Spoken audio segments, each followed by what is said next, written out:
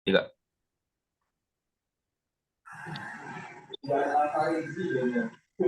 Bismillahirrahmanirrahim. Assalamualaikum warahmatullahi wabarakatuh. Perkenalkan, kami kelompok 4 dari kelas Hubungan Internasional di Asia Timur, kelas D. Kami di sini akan mempresentasikan yang dengan judul isu kontemporer budaya Korea Selatan. Studi kasus pengaruh budaya Korea Selatan, Korean Wave melalui K-drama dan K-pop pada kehidupan sosial masyarakat Indonesia. Dengan dosen pengaku Dr. Anda Mutia Haryati Hussein, MSI, dengan mata kuliah Hubungan Internasional di Asia Timur. Oke, baik. Saya selaku moderator di sini akan memperkenalkan diri terlebih dahulu. Saya Muhammad Izharuddin Rajat, dan ada teman saya yaitu Rozaki Muhammad dan juga Alicia Tajihardi.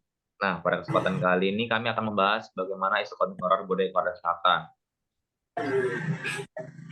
Nah, ini kebetulan ada kelompok kami. Ada Riasika, Alessio, Muhammad Alvin, Muhammad Iza, Muhammad Rozaki. Kami dari kelompok 4. Nah, masuk kepada pendahuluan. Mengapa budaya Korea mudah diterima oleh masyarakat Indonesia? Kita flashback dulu dengan bagaimana latar belakang. Dengan adanya Korean Wave ini. Budaya Korea Selatan, baik K-pop maupun K-drama mulai menjamur. Sejak satu dekade terakhir, makin banyak kalangan muda yang menyukai produk budaya dari negeri ginseng tersebut. Kegantungan kaum muda terhadap budaya asing tentu akan menimbulkan berbagai dampak, baik itu positif maupun negatif. Korean Wave adalah istilah yang mengacu pada tersebarnya budaya Korea ke berbagai negara di dunia. Tak hanya Indonesia, demam Korea juga melanda berbagai negara, seperti Thailand, Jepang, Malaysia, bahkan negara-negara di Eropa dan Amerika. Sebelum internet menjadi sesuatu yang memudahkan kita untuk didapat, awal menyebarnya budaya Korea ini disebabkan oleh tayangan di drama Korea di TV swasta Indonesia dengan berjudul Full House yang dimainkan oleh Rain dan So Hing Kyo yang tayang di Indonesia pada tahun 2005. Nah, ini juga menjadi gerbang pembuka bagaimana bisa masuknya budaya Korean Wave ke Indonesia yang awalnya hanya beberapa drama dan jumlah episode yang terbatas, kini menjadi lebih seru dan mempunyai daya tarik sendiri. Berbeda terbalik dengan sinetron di Indonesia yang tayang bisa hampir berpuluh-puluh bahkan beribu-ribu episode. Nah, maka daripada itu perbedaan inilah yang menjadikan suatu spesifik untuk Korean Wave itu masuk karena memiliki daya tarik tersendiri. Dan juga eh, Korea ini memiliki identitas seperti dia mengangkat masalah sosial dan juga genre-genre lain yang membuat penonton itu tidak bosan dan merasa tertarik. Kemudian, tak hanya drama Korea, musik K-pop juga mulai menjangkit masyarakat Indonesia. Sebut saja seperti Super Junior, Big Bang, SNSD, Infinite, EXO, hingga BTS mulai menjadi kiblat musik baru masyarakat dunia. Termasuk di Indonesia, terlebih lagi di era modern seperti ini, penyebaran informasi berlangsung secara cepat dan mudah. Dengan adanya internet, penyebaran informasi berlangsung secara cepat dan mudah karena di penjuru dunia ini kita saling bisa terkoneksi. Nah, maka daripada itu, mengapa budaya Korea mudah diterima oleh masyarakat Indonesia? Simpelnya karena budaya ini bisa diterima oleh masyarakat Indonesia karena adanya kemiripan budaya. Sama-sama berada di kawasan Asia, budaya Korea masih mengenal sopan santun seperti di Indonesia. Ini menjadi daya tersendiri, menjadi daya tarik tersendiri juga. Berbeda dengan budaya Barat yang cenderung bebas dan tidak beraturan, budaya Korea masih memiliki kesamaan dengan Indonesia, termasuk dari sisi kesopanan. Ini menjadi alasan mengapa masyarakat mudah beralih dari budaya Barat, budaya Korea, masuknya budaya Korea yang secara konstan dan masif juga menjadikan berdampak pada pola pikir anak-anak muda di Indonesia. Nah, kemudian saya akan membahas tentang, nah ini bagaimana kita kemiripan untuk Indonesia dan juga Korea Selatan.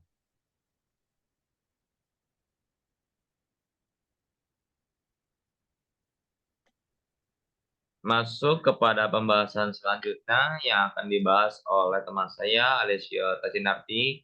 Waktu dan tempat dipersilakan.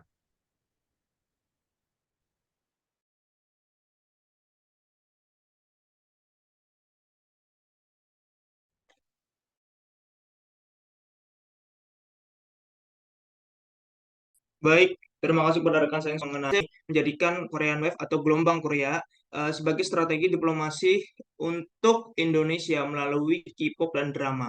Jadi peranan K-drama maupun K-pop terhadap penyebaran Korean Wave di Indonesia ini memiliki peran yang signifikan.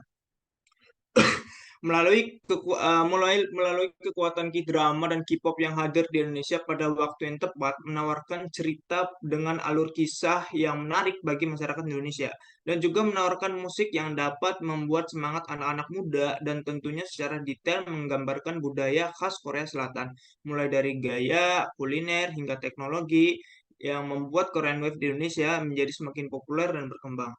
Nah, jadi Indonesia yang saat ini merupakan negara dengan jumlah penduduk terbesar keempat di dunia, merupakan rumah bagi jutaan K-popers atau pencinta K-pop. Pada tahun 2019 tercatat di Twitter mengumumkan daftar negara yang paling banyak menciak teriak artis K-pop sepanjang tahun 2019, dan Indonesia itu sendiri berada pada peringkat 3 setelah Thailand dan Korea Selatan. Nah, sedangkan untuk penayangan video-video K-pop di YouTube berdasarkan negara, Indonesia sendiri menempati posisi kedua dengan persentase 9,9%. Jadi sementara itu, Korea Selatan berada pada posisi pertama dengan persentase yang tak jauh berbeda dari Indonesia, yaitu 10,1%. Nah, Indonesia sendiri dikenal memiliki fanbase ya yang besar dan loyal terhadap dunia K-pop. Hal ini menjadikan Indonesia sebagai pasar yang sangat potensial untuk perekonomian Korea Selatan dengan adanya strategi gelombang Korea ini. Jadi terkadang menjadi K-popers juga bukan sesuatu yang murah. Jadi K-popers itu perlu mengeluarkan banyak uang ya atau merogoh kocek untuk membeli tiket konser, album, merchandise, vote, dan produk yang diiklankan oleh artis kesukaan mereka atau idol mereka ya tepatnya. Jadi selain itu ada keinginan juga dalam mengunjungi Korea Selatan yang menjadikan impian bagi para K-popers di masa depan. Nah, hal ini tentu berdampak besar ya bagi sektor pariwisata Korea Selatan. Se- Sejak dibangunnya hubungan diplomatik antara Indonesia dengan Korea Selatan pada tahun 1973, Korea Selatan menjadi salah satu negara yang memiliki jumlah investasi terbesar dan terluas di berbagai macam proyek di Indonesia. Nah, Indonesia dan Korea Selatan juga sepakat untuk meningkatkan perdagangan bilateral mereka menjadi 30 miliar dolar AS pada tahun 2022. Jadi gelombang Korea Selatan sendiri ini memiliki kekuatan lunak ya atau soft diplomasi melalui budaya populer yang diekspor ke berbagai negara dalam bentuk K-drama, K-pop dan K-drama, K-pop, gaya, kuliner dan teknologi. Jadi melalui nilai-nilai yang terdapat dalam pembuatan budaya populer, terutama drama dan musik, Korea memadukan unsur modern dalam hal ini teknologi dengan tradisi dan juga nilai-nilai kekeluargaan. Korean Wave atau gelombang Korea di Indonesia sendiri ditandai dengan maraknya kemunculan kuliner khas Korea, sinetron adaptasi cerita K-drama, musik-musik yang mulai mendunia. Dan juga yang paling utama ya, yang paling melekat adalah gaya khas Korea, mulai dari style, bukan maksudnya style kehidupan ya, fashion gitu. Jadi hingga tujuan wisata itu juga menjadi tempat pembuatan K-drama dan video klip K-pop gitu. Nah, sekian dari saya. Selanjutnya akan dijelaskan mengenai dampak dan adanya pengaruh Korean Wave bagi kehidupan masyarakat Indonesia ya, yang akan disampaikan oleh rekan saya selanjutnya yaitu Muhammad Rozaki. Dipersilahkan.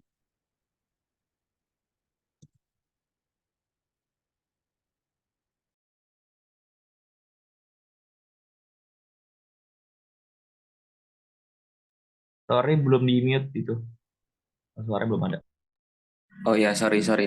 Jadi dampak terkait adanya budaya Korea yang kemudian menyebar khususnya di Indonesia itu sendiri, tentunya sangat berpengaruh ya bagi kalangan remaja. Artinya kalau kita melihat data yang kemudian disampaikan rekan saya dan saya bisa menambahkan bahwa jumlah penggemar Hallyu di dunia itu untuk saat ini mencapai 178 juta per 2002. Angka tersebut itu termasuk fan K-pop, musik Korea, film Korea, drama Korea, dan konten-konten tentang Korea lainnya. Maka tak heran bahwa uh, uh, semakin banyak orang yang kemudian menjadi penggemar fan tersebut, maka tentunya akan berdampak baik itu dampak positif maupun dampak negatif yang itu kemudian nggak secara bijak khususnya bagi remaja-remaja di Indonesia dalam menyikapinya. Nah, kami akan menyampaikan terkait dampak positif dari Korean Wave itu sendiri. Yang pertama, untuk memotivasi diri untuk berjuang keras demi mewujudkan mimpi. Artinya di dalam memotivasi diri ini banyak aspek. Salah satunya mewujudkan mimpi untuk kemudian terlibat langsung di dalam kegiatan-kegiatan ataupun hal-hal yang berkaitan dengan Korea itu sendiri. Salah satunya dengan menonton K-pop, menonton baik itu melalui online maupun ketika ada konser-konser ataupun melalui TV-TV langganan seperti itu. Maka tak heran para remaja-remaja hari ini tuh senantiasa berjuang untuk kemudian mewujudkan mimpi mereka. Yang kedua terkait memperluas wawasan tentang budaya Korea. Nah, yang semakin merebaknya budaya Korean Wave ini, maka nggak heran bahwa budaya Korea juga semakin banyak untuk dipelajari dari segala aspek ya, baik itu dari kehidupan sosialnya, terus kemudian budayanya, bahkan sampai dengan ciri fashionnya itu sendiri kayak gitu. Terus kemudian terkait belajar menabung, nah ini ada kaitannya dengan yang pertama, terkait mewujudkan mimpi untuk kemudian bertemu dengan idolanya fans tersebut. Yang keempat terkait menambah teman dan pengalaman. Artinya dari simpul-simpul terkait penggemar K-pop ini sendiri itu banyak banget terkait komunitas-komunitas yang itu sedianya senantiasa membagikan info, membagikan terkait pengalaman mereka, baik yang sudah menonton langsung maupun yang belum, terhadap kawan-kawan mereka yang kemudian masih belum bisa menghadiri acara-acara baik itu konser ataupun pergi ke Korea itu sendiri, seperti itu.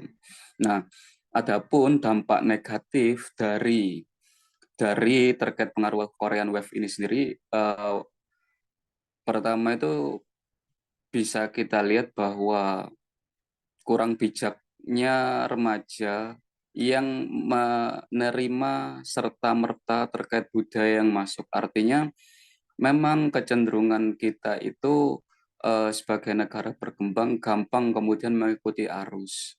Nah, maka dari itu kalau bisa kita tetap menghormati dan tetap menikmati apa-apa yang kemudian di luar budaya kita, tapi paling tidak kita juga tetap menghargai dan kemudian melestarikan dari budaya kita itu sendiri kayak gitu. Kemudian yang kedua artinya nggak menjadi diri sendiri, artinya banyak dari nggak sedikit dari penggemar itu artinya banyak bahwa mengoperasi dirinya untuk kemudian mirip mirip dengan fansnya itu, mirip dengan artis idolanya itu sendiri. Artinya kehilangan identitas ataupun jati diri itu sendiri kayak gitu.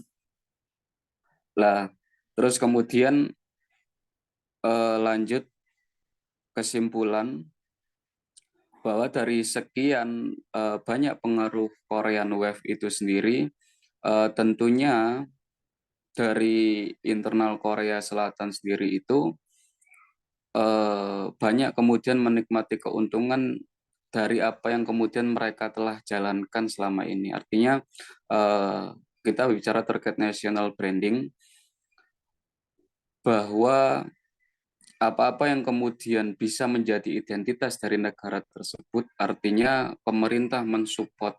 Maka tak heran kita mengenal istilah diplomasi unhold, yaitu hexagon national branding, yang mana dari hexagon ini itu ada yang namanya budaya, kemudian ada yang namanya juga pariwisata, dan segala macam lainnya itu yang berkaitan dengan bagaimana negara tersebut untuk mencitrakan dirinya sebagai negara yang ramah ataupun negara yang senantiasa menyebarluaskan virus-virus kebaikan.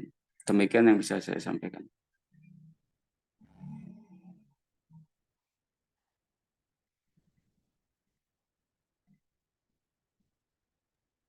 Mungkin terima kasih kepada kedua teman saya, dan saya ini akan menyampaikan kesimpulan. Bahwasanya adalah Korean Wave adalah sebuah istilah yang diberikan untuk samurai budaya K-pop atau gelombang Korea secara global di berbagai negara di dunia, dan terkecuali di negara Indonesia, atau secara singkat terpusat pada perkembangan globalisasi budaya Korea. Nah, dari penjelasan teman-teman saya tadi, mungkin itu kesimpulan secara garis besar. Eh, Jikalau ada salah dan tidak kurang tepat, mohon maaf dari kami semua. Bila taufiq wa hidayah. Assalamualaikum warahmatullahi wabarakatuh.